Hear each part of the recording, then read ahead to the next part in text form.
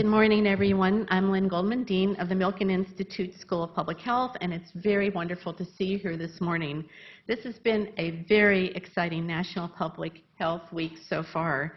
We've heard from a wide variety of experts on a wide array of topics, including the future of the Affordable Care Act, what racism has to do with public health, health disparities in the District of Columbia, and tonight in this auditorium we'll be screening a powerful documentary about the opiates crisis in the United States and hosting a panel discussion. Friday in our convening center we will hear from Cecile Richards, the president of Planned Parenthood. I'm thrilled that we have been able to put together this panel on public health and climate change. Applaud the APHA for declaring 2017 the year of climate change and health. I can't think of another year when we have needed this more. The negative impact of climate change on health is well documented, and in fact, last year, for the first time ever, the White House issued a report affirming the links between climate change and health. With everything from environmental toxins to food production, to safe drinking water, to vector-borne diseases from extreme weather, we know that when these occurrences happen, vulnerable populations are put at risk. Now more than ever, we need students, faculty, and others devoted to mitigating the negative health impacts of climate change. We must not go backwards. We need the scientific evidence to be seen and heard and understood. We need to keep moving in the right direction to protect the health of everyone, especially at-risk populations. And of course, we need our partner in this effort, the American Public Health Association. The APHA has done so much this year and is continuing to do so much to highlight this very important issue of climate and health. Future generations don't have a voice unless we speak for them. It is our responsibility to do that. So thank you for taking the time to be here. I want to thank our faculty, our panelists, our guests, and of course the APHA for partnering with us in this critical discussion.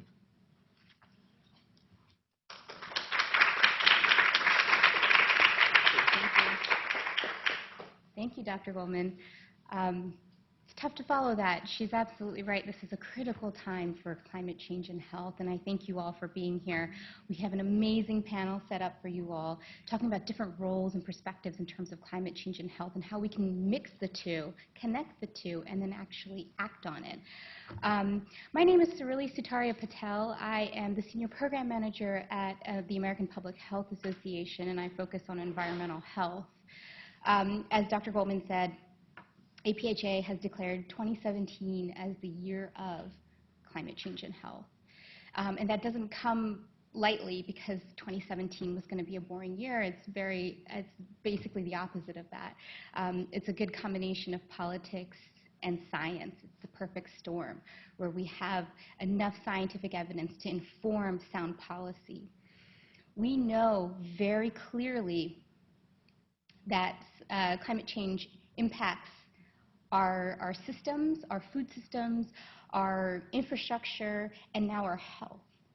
And this isn't new news to us. Back in the early 1920s, the American Journal of Public Health published an article that predicted that in 100 years, climate change will impact our health if we don't do anything about it, right? So now, fast forward 100 years later, we are seeing the impacts. This is not an issue of the future, it's the issue of today. The other thing that we know now is that climate change, the weather events that we're seeing, are blind. They're blind to our income, our race, our gender. The events will happen. What's not as equitable is how quickly we can recover from these events. Some communities we know need additional resources, need additional support in order to become resilient, to bounce back from those disasters. And so with this combined perfect storm, if you will, of science and policy, I think we have the opportunity and the knowledge that we're going to hear about from these groups to move forward to real climate solutions. We need to act now, we need to act today, and we need to do something before it's too late. So about the year of, just a little bit before I open it up to our panelists, there's two main goals. The first is to raise awareness. Climate change and health is a public health issue. It's an individual issue. It's a population health issue. It's not just an environmental issue. It's not just a scientific issue. It's not just a them issue. It's our issue. And so we really want to raise that awareness, make sure everyone understands that connection. And we're doing things like hosting panels like this where we can share wonderful information and resources on what's already being done. We also want to mobilize leaders. There's a lot of leaders in the space who do understand the connection between climate change and health. However, it's not always convincing that they know what to do about it. We find often that leaders, and whether it's organizational leaders or individual leaders in the community, understand and agree that there needs to be action. But what that action is sometimes a little confusing or difficult to come by. So APHA has devised monthly themes throughout the year to focus on different strategies, interventions, or just issues to highlight and elevate solutions or actions that individuals can take throughout the year. Organizations can also participate throughout the year to amplify the messaging, to take action, whether it's as simple as changing your light bulb, all the way down to signing on to a piece of support letter or marching. We all know April is a big month to march. So there's a lot of opportunities to get engaged, get involved, and it's really important to note that the year of climate change and health is really not going to end December 31st. It's really setting up the groundwork and making sure we have the connections. We know which partners are doing what. So then down the line in the future, we can call on them. We can call on our friends and neighbors in different sectors to work together on multiple solutions. So I encourage you all to visit apha.org/climate to learn more about the effort, and also learn more about how you can get involved, either as an individual or as an organization. So now I'd like to turn it over to Dr. Van Susteren. She is a practicing psychiatrist in the DC area, and she's going to be focusing on mental health and climate change. Well, thank you very much, and thank you especially to the organizers. Once you've done one of these events, you realize how much is involved. And we are very grateful to you for this platform. I didn't know I was up first, but I will sally forth. First of all, I'm sure that there are multitudes of reasons why you are all here, but I do know from having been in this space as a psychiatrist for 25 years that much of the work that we do, if we love it, comes from within. And that's the best part of this, because I believe you're probably here because there is a passion inside of you, there's a commitment to social justice. And boy, if there was ever a time for us to be looking at issues of social justice, this is it. So I've been asked to talk about the mental health impacts of climate change, and you just want, what, just a couple minutes, so I'll do an overview. And the way to look at it is this. First of all, you'll think of all of the physical impacts, both the direct and indirect impacts of extreme weather events, droughts, sea level rise, et cetera, infectious diseases, food insecurity. And all of those do have a physical toll, which you can well imagine if you think about it. And then go one step further, you'll have all of the mental health impacts right there at your fingertips when you realize that no matter what happens to us physically, there's always an emotional toll. And so we are seeing already the impacts from physical events, the emotional toll, post-traumatic stress disorder, depression, anxiety. We see things that we can count, like with increased temperature, there's a rise in aggression that we can very closely calculate, and it's true for all regions and ethnicities. We also know that rising levels of CO2, even in the indoor environment to which Americans are often exposed, compromises their cognitive functioning. This is at regular CO2 levels, compromises your ability to think strategically, to manage information, and to respond to a crisis. Great, huh? And think about the other aspects which have been well now delineated, and that is what air pollution does to us. And I'll just focus on the mental health aspects. Air pollution, it is very well known, has a great impact on our cognitive functioning and is leading to dementias, including Alzheimer's disease. How does this happen? We believe that air pollution enters the brain in many ways, but it causes neuroinflammation. So it also is a substrate for Parkinson's disease, for amyotrophic lateral sclerosis, for anxiety disorders, suicide threats showing up in ERs at an increased number. So we've got all of that. And then I'll just say very briefly, that's all the stuff you can more or less count. And that is small potatoes compared to what I believe is the worst of the psychological toll. And that is when I think of others, you, future generations looking back and saying, what were they thinking? I see patients every day who come into my office complaining about stuff their parents did or didn't do, and they're enraged, they're in despair, they're paralyzed with indecision. Their lives ground down in analysis of the past and what should have happened or shouldn't have happened. What will people say, do, think, and feel? Future generations looking back and saying, why didn't they take action? One more thing and a word of increased caution, and we've seen it already politically, and that is when people are afraid, they regress, and they are willing to trade their values and their freedoms for the promise of security. And that sets us up for people who are bullies, who promise us security in exchange for those freedoms and values. We saw it happen in Europe last year, and I never believed, honestly, I would say it, but I didn't believe it could ever happen here. And so then we saw the political process take root here with a populace that was scared and angry as a result of the fears. So there you have it in a nutshell. So much more to say. Much of it you can probably discover by being an empathic individual thinking about this. Thank you, Dr. Van Susteren. Our next speaker is Jace Hafner. She is a domestic policy analyst for the Episcopal Church, and she's going to be talking about priorities on climate change. Thank you so much. I really appreciate the opportunity to be a part of this important conversation. As you all know, I manage the Episcopal Church's environmental policy portfolio, and what that basically means is I represent the policies of the church to U.S. Congress in the administration. And we collaborate with a wide spectrum of religious communities and policy advocacy. And while I cannot speak for all of these diverse faith traditions, I can share my perspective as an Episcopal advocate and as a Christian advocate.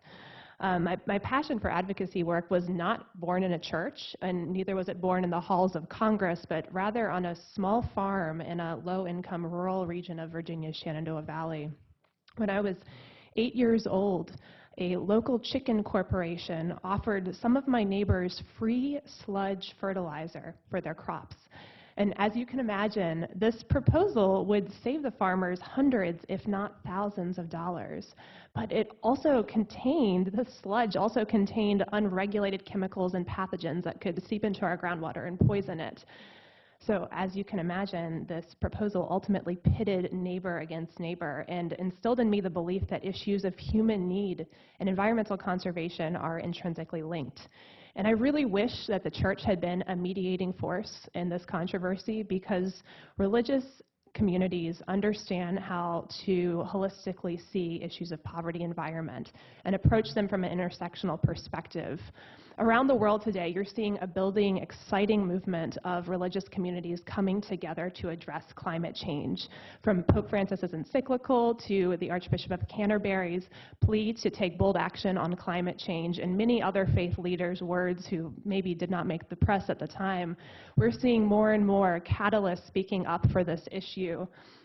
And we are, as a faith community, coming into different spaces and standing in solidarity with populations that are impacted by climate change. We are in the halls of Congress. We're at the United Nations climate negotiations. We're standing with the Standing Rock Sioux at Standing Rock. We are in Flint, Michigan. And we will be at the People's Climate March on April 29th. And I think as communities of faith, often our entry point is from an environmental justice perspective. While we can go into an office of a member of Congress and point our finger and say, this is the right thing to do, this is the morally right thing to do, I think our real power comes from sharing the lens of our membership and their direct experience with climate change. For instance, a few weeks ago, I just got back from Haiti, which is interesting to me. It's our largest diocese in the entire Episcopal Church, the Diocese of Haiti. And after that trip, I had the opportunity to sort of process and consider the fact that climate change is not only detrimentally impacting the food security of Haitians, but it's also significantly exacerbating the cholera epidemic as more frequent and severe storms are overwhelming the water and sanitation systems of Haiti. And this is a lens that I will be lifting up to policymakers. This is the story that I will be working to tell. As faith advocates, we see climate change as a threat that is systematically destroying the livelihoods of people who are most in need. And politics aside, we simply strive to tell the stories of people who are impacted. And I think the faith angle in climate change advocacy is powerful because it's nonpartisan. My own tradition has congressional membership that's almost evenly divided between Republicans and Democrats, and we can go into offices without a political agenda and speak as people of faith, person to person, on this issue. And finally, I will say that the faith community strives to approach this work with a long-term vision and focus. I think a lot about the words of the activist and historian Rebecca Solnit when she reminds us that what we really need is practice, paying attention over long periods of time. As advocates, we may not see the consequences of what we strive to enact within our own lifetimes, but with every social action, we are laying a foundation upon which a future victory can be won. Thank you all so much. I'm looking forward to further engaging the discussion. Thank you. That was lovely. Our next presenter is Amanda Northcross. She's the assistant professor in the Department of Energy and Occupational Health and the Department of Global Health, and she's going to be talking about co-benefits. Good morning. Welcome to GW for everyone who is not here from GW, who's not from GW. So when I was asked to be a part of this panel, I was a little hesitant, to be honest, because I'm an air pollution researcher, but I'm not a climate change researcher. And so there's this fear of, I'm not a climate researcher. You guys want all of the hard climate scientists here on this panel. And that's not who I am, and that's not what I do. Much of my research is really focused on measurement and understanding what people are exposed to in the air they breathe in the ambient, as well as indoors. Both here in the United States, I've done work here in DC trying to understand what are the impact of traffic-related pollutants on local communities from diesel buses and the such. I've also worked internationally in several countries understanding what are the impacts of people who are cooking with solid fuels such as firewood, people who are using fuels that aren't very efficient like kerosene. What are the impacts of the emissions from those types of fuels on their health? And so you may be wondering when she's going to get to climate. Well, there's the connection is the connection of the co-benefits. So by reducing emissions from combustion-related sources like traffic, coal-fired power plants, household air pollution, even emissions that are coming from petrochemical industries, by reducing those emissions now, we are able to reduce greenhouse gas emissions and being able to kind of think about our future generations that don't have a voice. But we also see immediate impacts, and these are called co-benefits. We see improvements because these pollutants are health damaging pollutants. We know that particulate matter that comes from, for example, from coal-fired power plants or from the diesel trucks, we know that that can lead to increased risk for cardiovascular disease, respiratory health impacts, asthma, pregnancy outcomes. We've also heard about the impacts that air pollution has on mental health. And so I decided to clearly join the panel because I wanted to kind of raise a little bit more of a voice to making sure that we don't forget about the co-benefits and in a positive way. I think this panel so far, because climate change is a huge issue and that has large impacts on our health, sometimes we can get mired in thinking about all of the very negative impacts, but and co-benefits is a positive spin. What we do now can help improve our health today as well as for future generations. So maybe I'll stop there, and that'll leave us more time for questions. That was lovely. Thank you. Our next panelist is Steve Terry, who's a senior project coordinator at the United Tribes South and Eastern Tribes. Good morning. I was asked to sit on this panel to talk about what are the impacts of climate change to Native American health. And while I'm not a health person and I'm not a climate scientist, I've been working with tribes for 32 years in the environmental field. So I have a vast wealth of experience that I've gained over this amount of time, which is what I'm going to discuss about today. Already we've seen impacts to Alaska Native villages having to move. There was actually one tribe down in Louisiana that's also had to move due to sea level rise. Extremes in weather impact health. Drought causes heat-related illnesses. Water supply shortages are going to occur. We're going to end up with higher concentrations of pollutants in surface water because of this. That can result in increased allergies and rashes. Harmful algal blooms are going to occur more often and higher up in the United States. Usually harmful algal blooms occur below the South, Mason-Dixon line. Now they're occurring up in the Great Lakes. And they contain a variety of toxins like microcystins. The Hoopa Valley tribe, located in Northern California about 3 years ago, rely on the Hoopa River, which is a surface water supply, for their drinking water. And they had harmful algal bloom pop up in the river. Their environmental department had to go out and sample the water constantly to make certain that it'd be safe to drink for their tribal members. The Mashpee Wampanoag tribe in Massachusetts had a pond on their reservation which had a harmful algal bloom pop up on it. It killed a dog, and several tribal members got sick as a result of this. I expect to see an increase of vector-borne diseases out for the Native American tribes. You're going to see Zika virus, encephalitis, West Nile, Lyme disease, spotted fever, anaplasmosis, auriculosis, all because of mosquitoes and ticks. They're going to increase as the weather gets warmer. The other extreme from drought is flooding. Flooding also causes a whole host of water quality related issues. When floodwaters recede, what happens? You get toxic mold. You're going to see that increase. Septic tanks, wastewater treatment plants overflow, huge concentrations of E. coli out in the surface water. That's also going to cause issues. And then let's talk a little bit about air quality. What happens when we start getting hotter? We have wildfires that pop up in areas where they normally don't occur, like Gatlinburg, Tennessee, and I'm from Tennessee. Okay? And what happens with wildfires?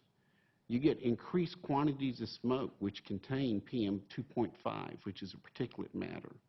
And when you get high concentrations of PM 2.5, that causes a host of respiratory diseases. Asthma is one of those. And actually, I looked at some data back in 2005, which surprised me. I also teach a course on tribal-focused environmental risk and sustainability tool, which is a web-based geospatial tool that USET and EPA are working on to help tribes determine what their environmental risk is and how to come up with an adaptive management plan. I gave a presentation on this 2 weeks ago. And as part of preparing for that, I found out that in one county where the Seminoles live, in Florida, that in that county, that PM 2.5 was directly attributable to 3.2% of the deaths in that county in 2005. So what impacts the environment impacts health. Medicinal plants for tribal purposes are already disappearing. Some are already gone.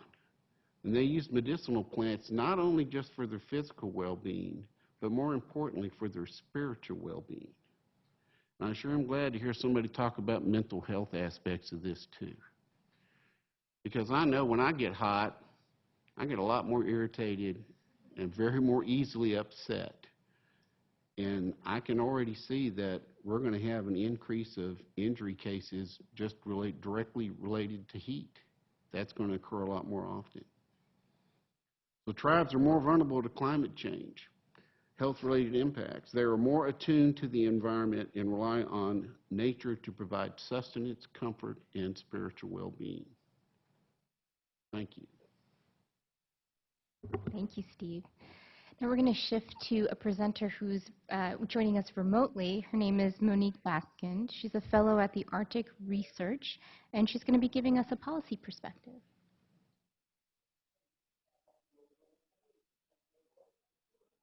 Okay, can you hear me? Yes. Okay, perfect. So I just have to apologize. Sorry, I'm in Prague in the middle of a conference, the Arctic Science Summit conference here. So there may be a little bit background noise behind me and people walking around.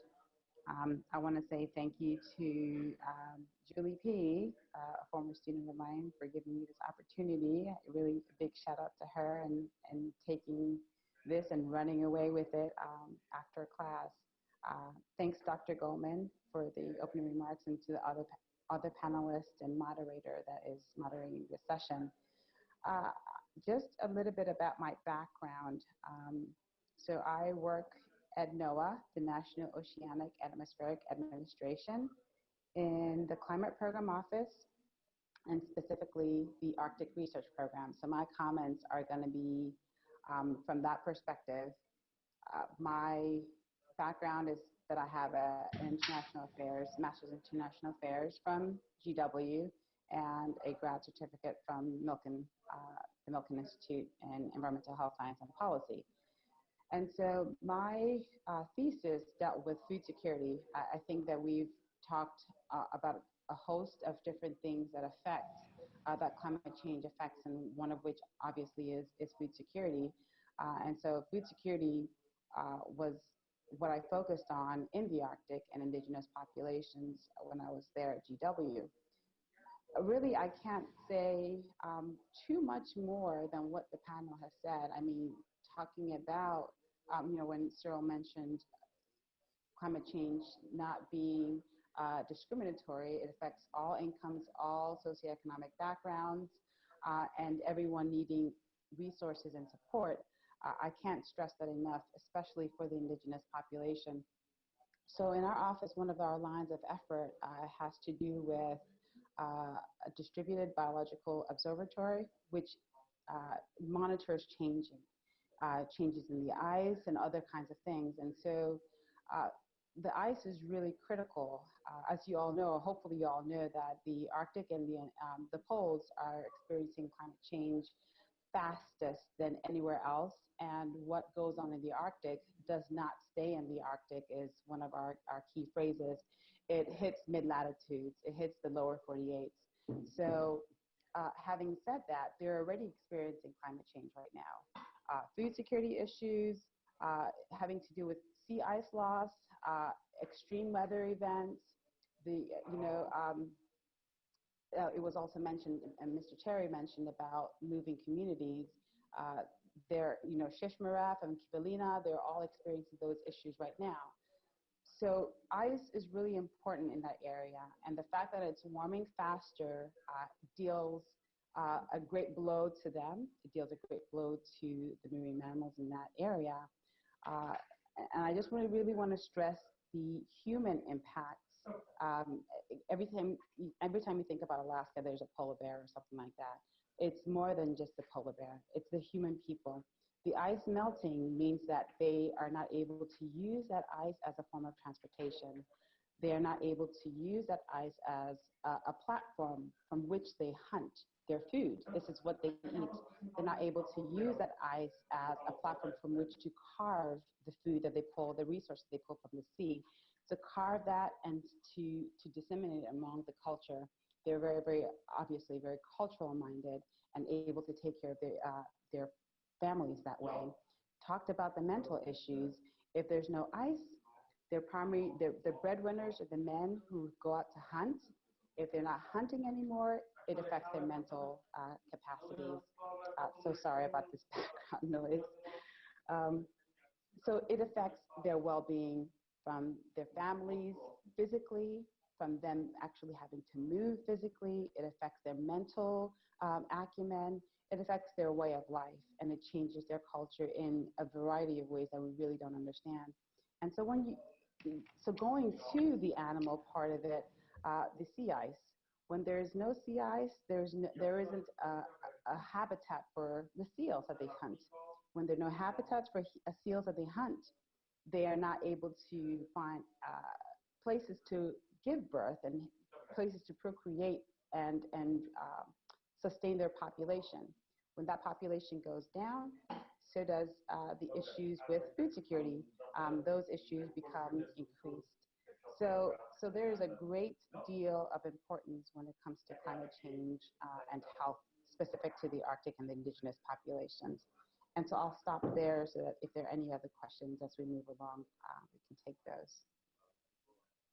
Thank you, Monique, and thank you to all the panelists. If we can give them one more round of applause, this is wonderful.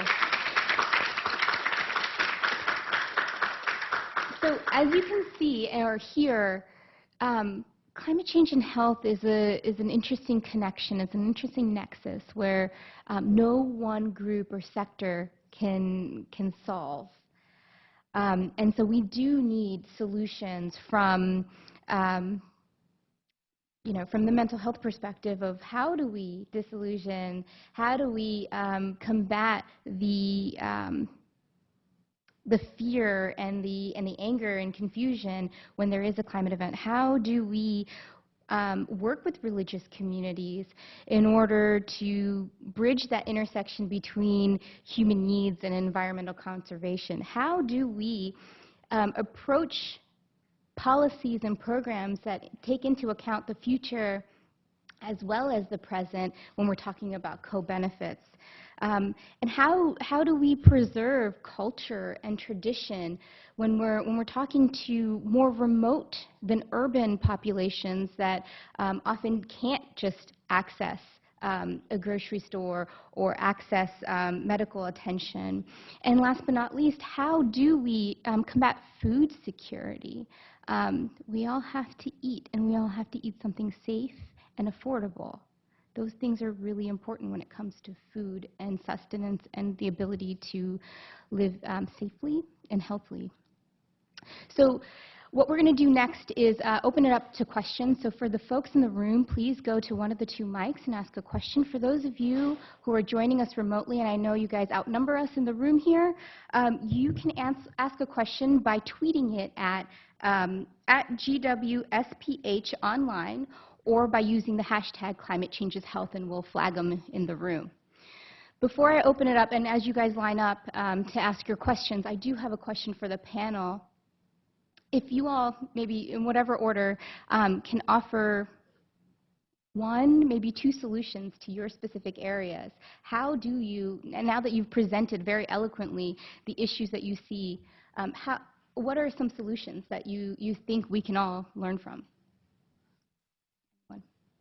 Well, I can start. I guess two solutions, so that's great. So we can talk about here in the United States, and then we can also talk about resource-limited countries. And so I guess I'll start more in resource-limited countries with people who do rely on solid fuels for their primary source of household energy for cooking, but not only cooking. In other areas, this is also used for heating as well as lighting. And so there are new and developing technologies that are coming out under the phrase of clean cook stoves. But not only clean cook stoves, there's also a lot of work that is going into helping people be able to kind of create their own fuel using biogas, basically taking the waste of cows and animals, and being able to produce methane that can be used for cooking. We're seeing a lot of this both in Nepal as well as in India and other places in Southeast Asia. Also stoves that are relying on solar power. So I think there are new technologies that are kind of targeted at, that are being developed around the use of clean energy, but in a way that is appropriate and culturally appropriate and usable and accessible for communities around the world that are living in resource-limited areas. So I think that's definitely hopefully something that will help lead to both reductions in greenhouse gas emissions in China, Asia, India, as well as sub-Saharan Africa. Many of the greenhouse gas emissions, a large percentage of those are coming actually from household fuel use.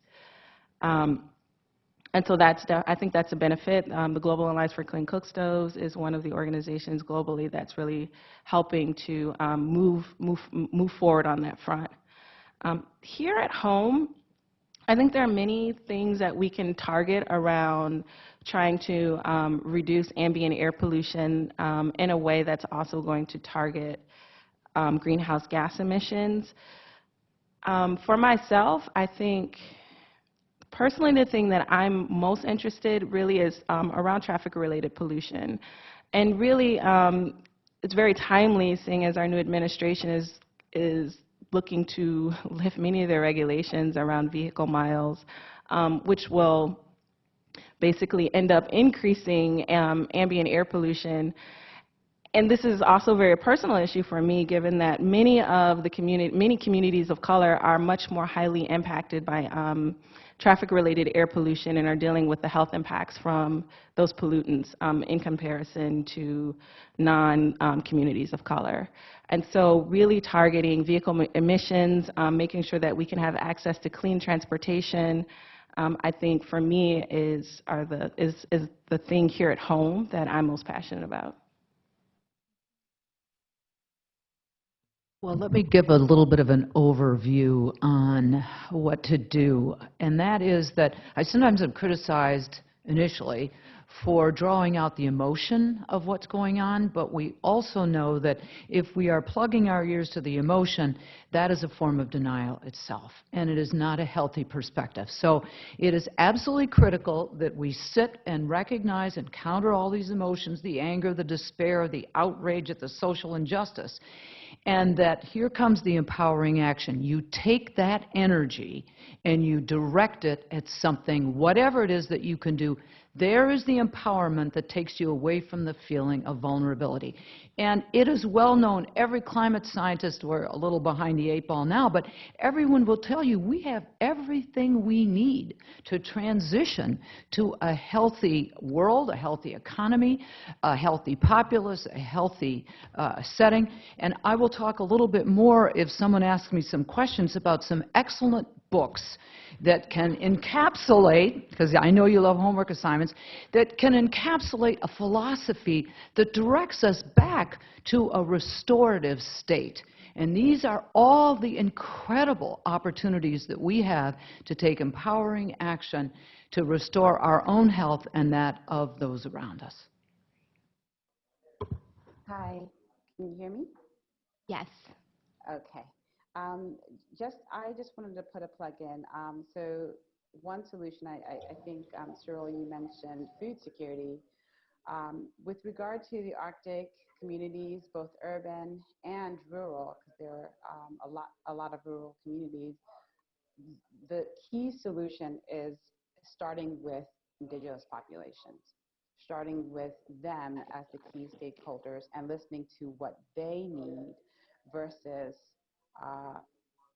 we coming in and deciding what policies we're going to implement for them. So I've shared with Julie an ICC, the Inuit Circumpolar Council in Alaska. I've shared with her a framework, a food security conceptual framework that was developed and that talks a lot about the drivers and talks about possible solutions there. And I think that's a huge jump-off point for understanding exactly who you're dealing with and them understanding that for food security is not Sorry, so sorry about this. Food security is not necessarily just food, I'm so sorry. So food security is not necessarily just food not being on the table, but it's more about the animals being healthy. It's more about the environment being healthy. It's more about their culture being healthy. So there's a lot of different things that go into the definition of food security for the indigenous population. Thank you. I go to a lot of parishes to talk about advocacy work, and after we do our initial presentation and discussion, a lot of great work I learn is being done on the ground, whether they're installing solar panels or have a community garden, and often parishioners are really proud and excited about that. And I celebrate that with them, and then I ask them, are you talking to your members of Congress? And that is often where the disconnect lies. I think faith communities, and this is probably a principle that transitions to a lot of other community organizations writ large. We're doing really great programmatic work, but are we connecting that to advocacy? And I think that when you find a way to share the work you're doing, to get involved on the ground and then share your work with your elected officials, that's really powerful, connecting that to urging them to take bold action on climate change. If you look at how the Climate Solutions Caucus, this bipartisan group of members of the House of Representatives, how it was first formed, this group was initiated largely in part to the incessant persistence of two advocates, one from the Friends Committee on National Legislation, the Quaker lobby, and the Citizens Climate Lobby. And it was because they kept going back over several years to a couple targeted members and asked them to take this bold action. So your advocacy can really pay off. It can really make a difference. And I think finding a way to contact your member or members every week and just making sure they know who you are, because there will be a staffer who handles environmental issues. And even if they don't call it environment legislative assistant, there will be someone who handles agriculture or something that ties into that. Call that person and make sure they know your name and start a relationship. And it's good too, because around environmental issues, it's a give and take, I think, as well. This will also help us to understand where maybe lawmakers who are on a different track, who have a different perspective than we do, where they're coming from, and just starting that dialogue, trying to build a relationship is key, I think. We don't have to go in and immediately say, hey, what you're doing is wrong, turn around, shape up, we need you to take some bold action now. I think we can encourage them to take bold action through developing a relationship and building on that relationship over time, which calls for some persistence. So I would encourage everyone to call your members every week. Right. Well, what I'll speak to is some of this already been addressed as to what tribes are doing. And what they're doing is a lot based on food security. But one aspect of that that tribes are doing is we've been working with 2 tribes in the southeast on seed preservation, because plants are disappearing fast. And some of these plants are very important to tribal members, because they use their medicinal plants. You know, and as I said earlier, it's not only for physical well-being, it's also, more importantly to them, for spiritual well-being. And these plants are disappearing. So we're working with the North Carolina Arboretum in Asheville, North Carolina, with Dr. Joanne McCoy, who is an expert on seed preservation. And we have gone out and collected seeds from plants in western North Carolina for the Eastern Band of Cherokee Indians, and in lower Alabama for the Porch Band of Creek Indians. And that's one of the things that the tribes are doing. Tribes are also working on doing climate change adaptation planning. So tribes are already planning on what impacts climate change are going to have to them and what they can do to adapt to it. Thank you. We have one question from online. And for those of you in the room, just a reminder, please come to the microphone so the folks online can hear you. The question is, besides the climate march and contacting your members of Congress, what do you see as top upcoming advocacy opportunities for climate action? So the Science March is also up and coming, and the 22nd on Earth Day. And I think that's a great opportunity if you're local here in DC to be able to go out and participate. Sure, yeah, and the United Nations climate negotiations, the COP23, will be happening in Europe later this year, and usually in the late fall, November, December. So that's a great sort of social media catch to tune into that and encourage your members or friends to tune into that and pay attention to what's happening at this very high level. I think, especially from a U.S. policy perspective, this is going to be a critical year, seeing how much we are able to be involved, and I think encouraging. I'm going back to telling you to contact your member of Congress, but along with that line, you know, ensuring that you raise your voice about how important it is we stay in this agreement and are active participants. Well, there's a little bit of a street fighter in me, and so I will point out that the Federal Energy Regulatory Commission right here in D.C. has been the grantor of permits for the last 10 years, with one exception, of the building of infrastructure, so pipelines. So if we can step on the neck of the serpent, certainly at FERC, but they don't have enough directors right now, so they're at a standstill, which is fabulous. But in other places all over the country, and we know that, of course, the Dakota Access Pipeline, the Atlantic Coast Pipeline, Mountain Valley Pipelines, all of these pipelines need people standing there right on the ground saying nothing doing, because here is the issue. Once we get those bloody pipelines blocked, we're in much better shape. It's the infrastructure that guarantees the use of fossil fuels over the next decades, and this, of course, is insanity. So we know we've got sunlight, we know we've got everything we need to transition. So if you're looking for an activist activity that is right there on the ground, see if there's a pipeline in your neighborhood to block. And I'll just add, you and your family, your circle of interest, influence, that's where you start. I'm so proud of Julie P. I mean, we just mentioned, hey, start with your family, start with people you know. And this is what has come out of what I said to the class. You have people in your family who are borderline, maybe even deniers or extreme skeptics, whatever you want to define them as. And you can start there. I'm not saying to have a contentious relationship with your family, but there are ways to engage and plant a seed. And then those people will plant another seed. And then pretty soon, you know, a block of your family members are now going to protest the Keystone Pipeline. So it starts with you, really, truly taking this to heart, changing your bulbs to LEDs, choosing to walk, choosing to use the metro versus driving. It really starts with us. Thank you. Julie?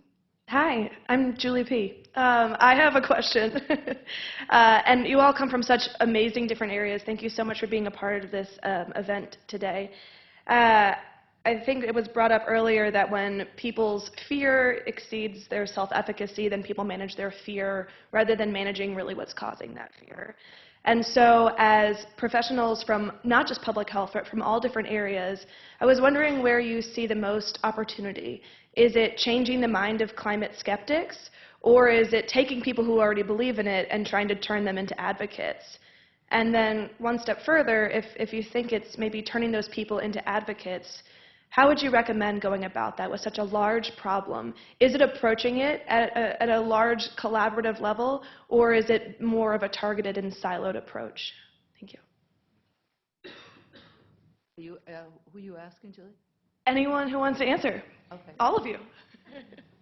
I'll go with that one. I think that a problem as big as the climate change crisis, it's extremely overwhelming. And when you sit there reading the news with all the social media feed, all the constant cable news, like everything you're getting, it sounds like, wow, I just want to close down my computer and read a good novel for therapy rather than take bold action. But I think what we have to remember is that we can't cover all ground at once.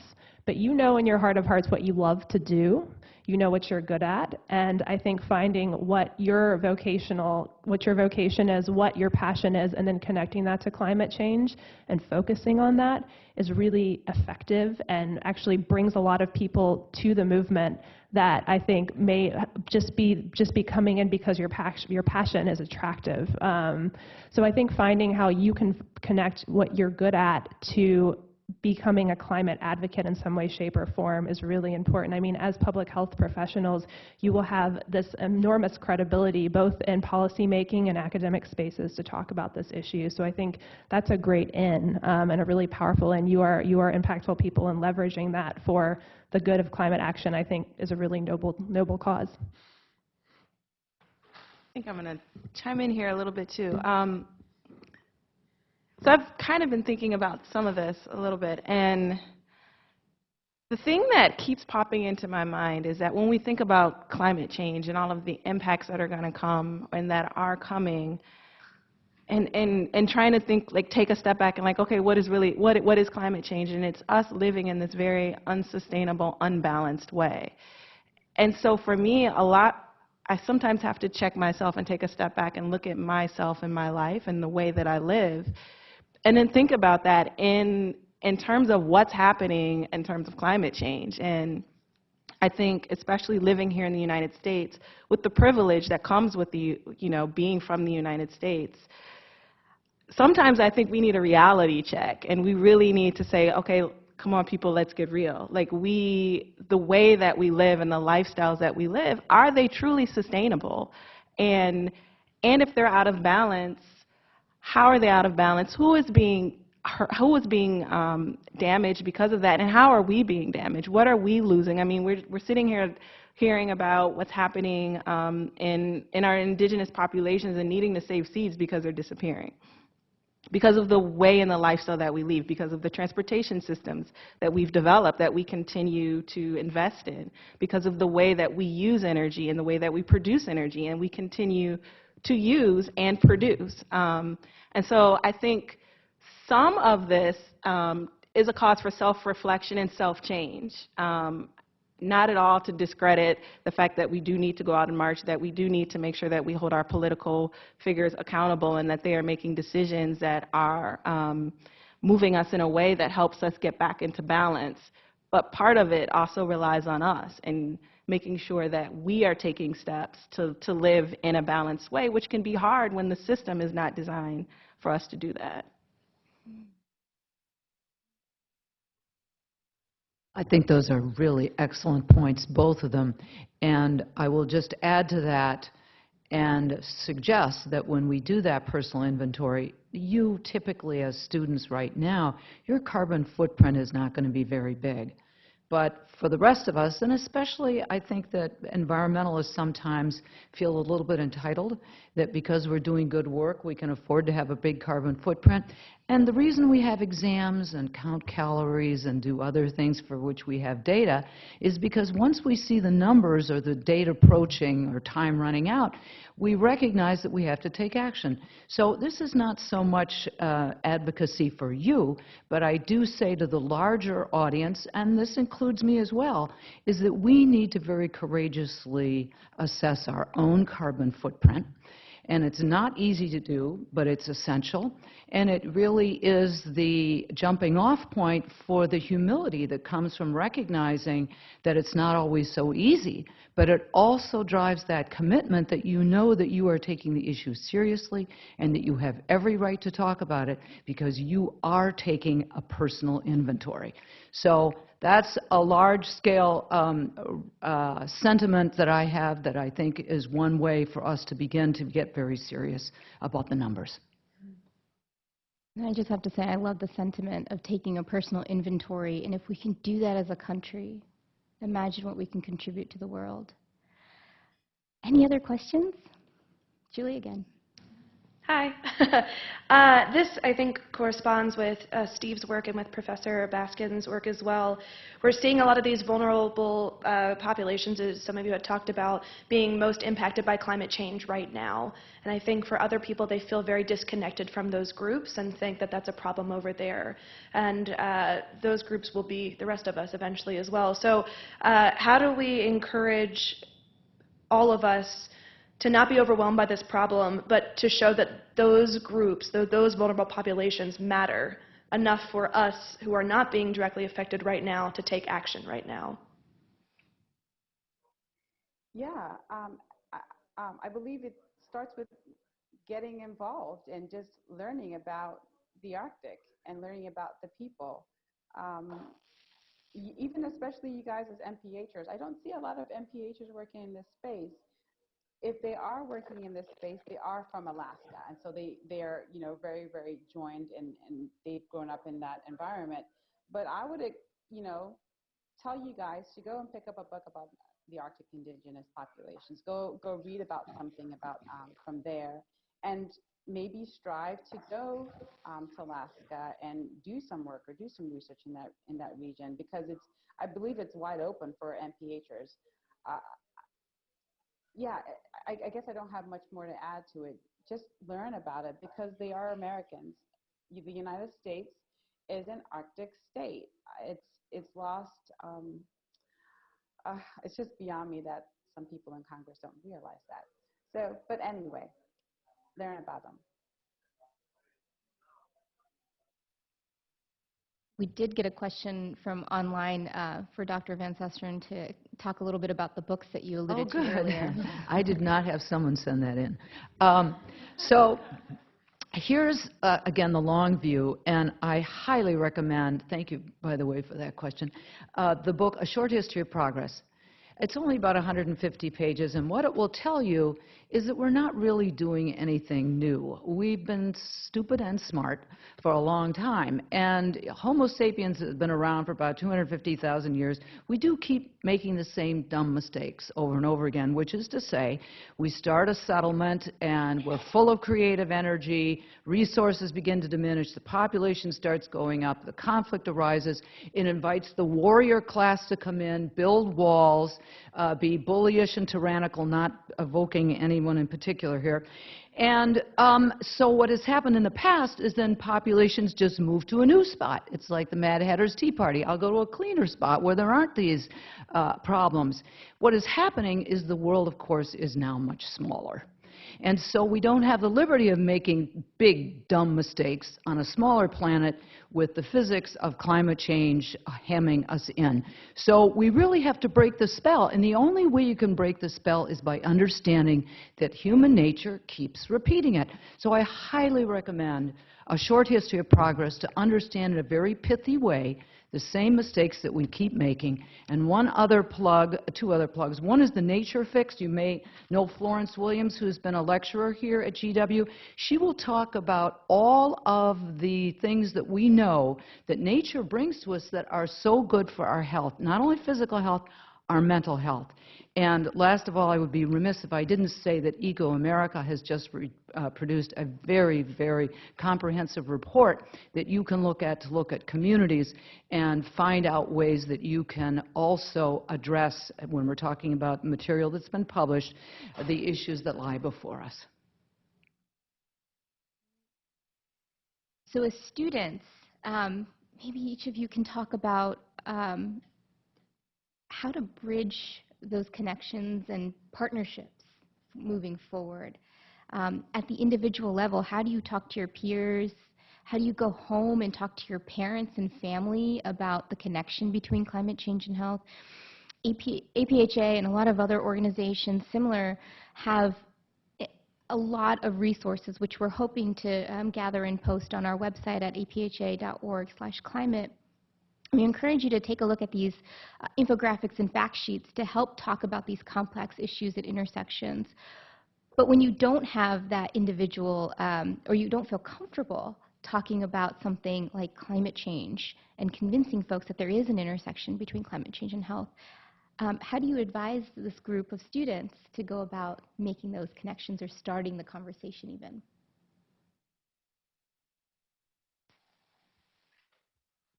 since I have students that are here at this university. So I teach an undergraduate class, Health and the Environment, and that class is not solely focused on climate change. Climate change is one of the issues we focus on. And it's interesting because a lot of the other topics we cover in that class clearly come back to climate change. And so in that class, students are really challenged to think about how they interact with the environment, how the things that they do, the choices that they make, the things that they buy, the amount of shopping and clothes that they do, how all of that impacts the environment and then thus impacts either their health or the health of other people. And so for me, it's important to ensure that students kind of understand personally how they are a part of what's happening in terms of environment, health, and as well as in terms of climate change. Because once you kind of have a sense of personally how you're invested, how you are connected, it makes it a lot easier to kind of talk to your family and friends about climate change. Maybe you're not necessarily going to describe all of the physics of how climate change happens, or you may not even talk about communities somewhere else. But in some ways, that might be the hook that you need to be able to talk about how you're personally being impacted and how you can personally make changes. It's easier to talk to your friends and your family about things that you know the most about, and you know the most about you and how you live in your own lifestyle. Yeah, ditto. So I also teach social dimensions of climate change. And in that class, we do have an exercise where we have students go and interview a climate denier, climate skeptic, or interview someone that you feel comfortable with. But that challenges you, along with resources. Obviously, there's some resources that we provide to you on understanding, communicating climate change, and understand where people are coming from when they deny it. So with that, you go out and you create this survey or this interview questions, and when we come back in, we critique each other, or we talk about what we learned through that process and how we could do better. The students all share that, and you can pick up little tips from there. But there are definitely ways. There is definitely that assignment that is given during that class, and it's an online class. I would add as well that I think progressing in this way, it starts with relationship. We have to find ways to build relationships with people who are thinking about this differently than we are. And some of us may have beloved family members with whom we don't see eye to eye on. And I also wonder how many of us in the room have close friends who are see this very differently. And I think it actually is really important to cultivate deep and abiding friendships with people who are not coming from the same political viewpoint as you are, whenever possible. Because if we're going to collectively take action on this crisis, whatever you want to call it, we need to be able to trust each other, and we need to be able to brainstorm together, and that only really happens when we have good relationships. So I think going together into natural context, going into nature, and maybe with some folks you can't say climate change because that's a non-starter, but talk about environmental stewardship. I think that's something that most of us can agree on. I think we all want clean air, we want clean water. How do we get there? You can share your perspective on what you're seeing, these environmental changes. What do you think we can do about it? And practice deep listening. I think it's really essential that we start with relationship. I think that's another point very well made, the issue of stewardship. Let me add, just from a psychological perspective, that the people who are the so-called climate deniers, think of them as anxiety or vulnerability deniers, because I can tell you that 25 years that I've been in practice, people come into my office all the time. They have no idea what their anxieties are. And when I point them out, they deny them. And 6 months down the road, they say, I was thinking over the weekend. And they recognize with work what's going on. But people don't want to think that the world is turned upside down. Don't believe for 1 second that people haven't heard the news and that on some level they don't believe it. What they are is they are vulnerability deniers or anxiety deniers. They're not climate skeptics. They just don't want to feel bad right now and think that the world is turned upside down or that Mother Nature is in charge and I'm not in charge or all the rest. Don't buy it. Steve, would you like to add something? Sure. Well, here I am, the person supposed to represent Native American interest, and not once did I have to say Standing Rock Sioux Tribe or Dakota Access Pipeline. That's very refreshing to have other people speak up for you for that. I've got one thing that everybody in this room can do. Quit using bottled water. Okay? All this is tap water that's put in a plastic bottle, which is derived from what? Fossil fuels. If you did this one thing, it would have a great impact on the environment, and consequently and indirectly on climate change. And if you're sitting there and saying that, well, the tap water I have at my house doesn't taste good, for $200 you can go to Lowe's or Home Depot and buy an RO unit that fits underneath your sink, which you yourself can put in using the directions, because it's not that hard. Then all you have to do is change a filter once every 6 months. It costs about $40. And how much do you spend on this a week? When it costs you anywhere from $1 to $2 for each one of these, for the most abundant natural resource on the face of this planet. So that's my advice to you. Quit using bottled water and start using tap water.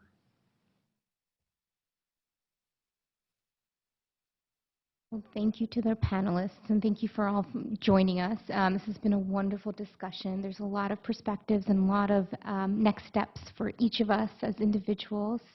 So I thank you, and I hope that you will join us in the year of climate change and health.